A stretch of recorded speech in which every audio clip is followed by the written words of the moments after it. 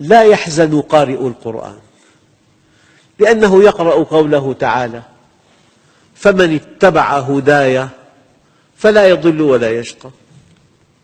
يقرأ قوله تعالى: فمن تبع هداي فلا خوف عليهم ولا هم يحزنون.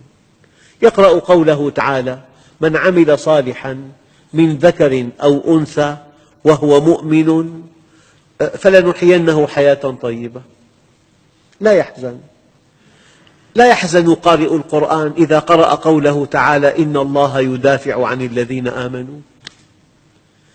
لا يحزن قارئ القرآن إذا قرأ قوله تعالى: إن الذين قالوا ربنا الله ثم استقاموا تتنزل عليهم الملائكة ألا تخافوا ولا تحزنوا وأبشروا بالجنة التي كنتم توعدون نحن أولياؤكم في الحياة الدنيا وفي الآخرة.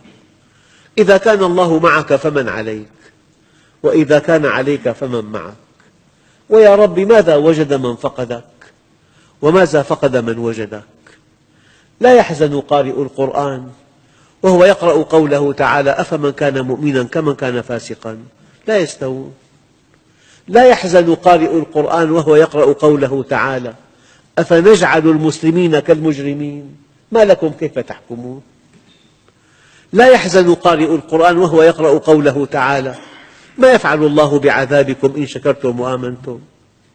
لا يحزن قارئ القرآن وهو يقرأ قوله تعالى: أفمن وعدناه وعدا حسنا فهو لاقيه كمن متعناه متاع الحياة الدنيا ثم هو يوم القيامة من المحضرين.